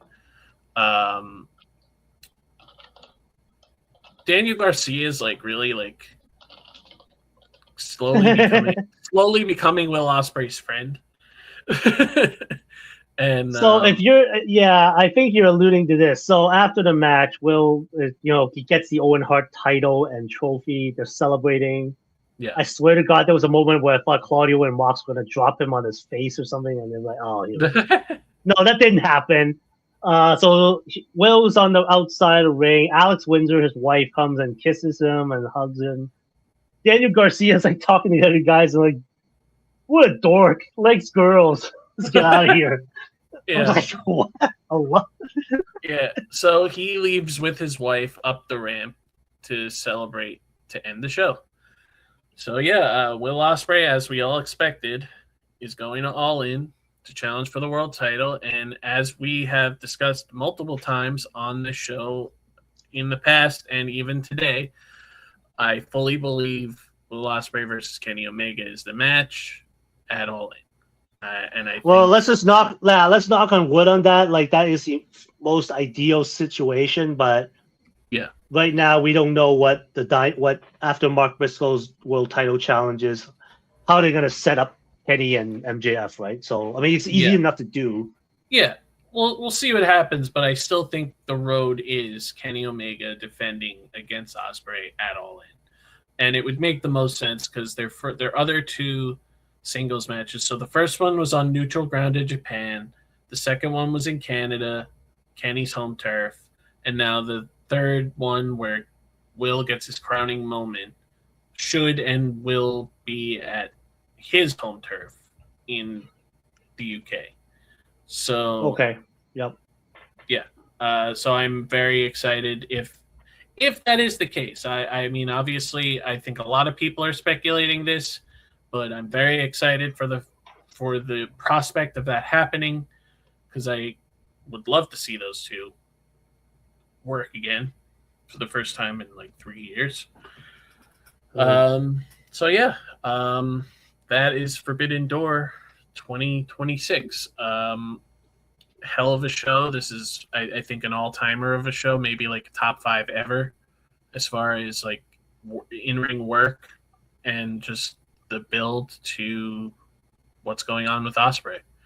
Because that's the main storyline going on right now. And I'm very excited for the future. All In, whatever we're gonna have at Redemption. yep. Why? What was that?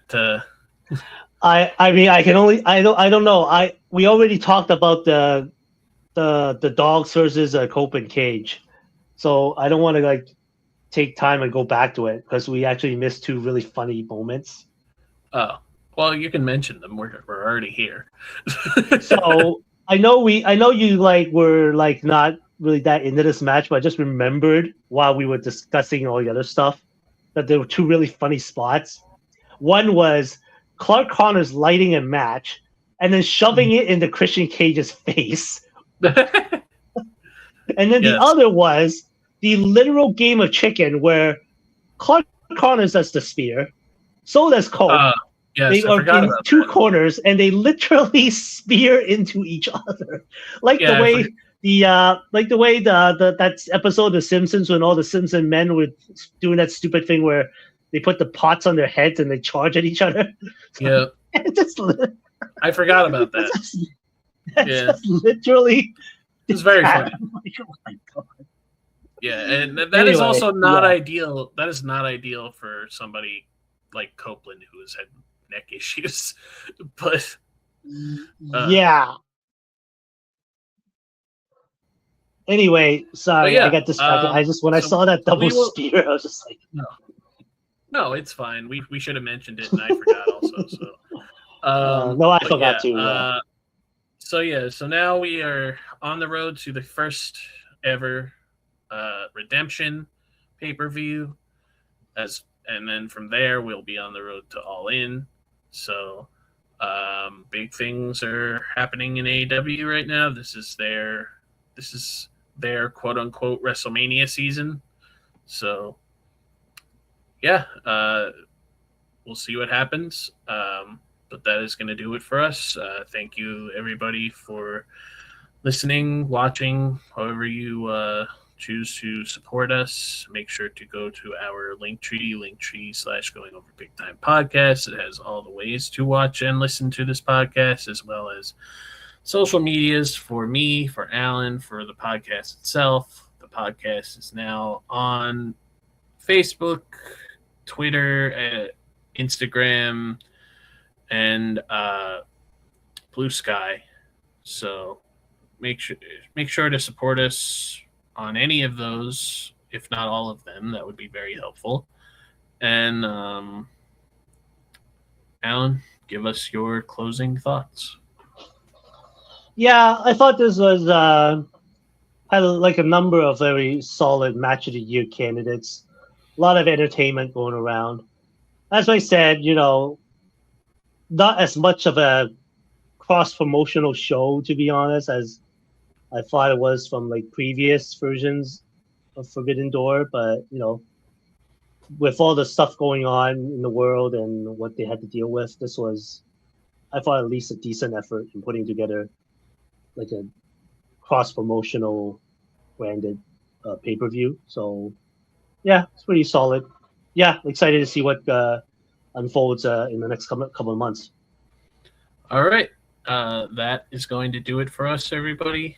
Thank you. Have a good one.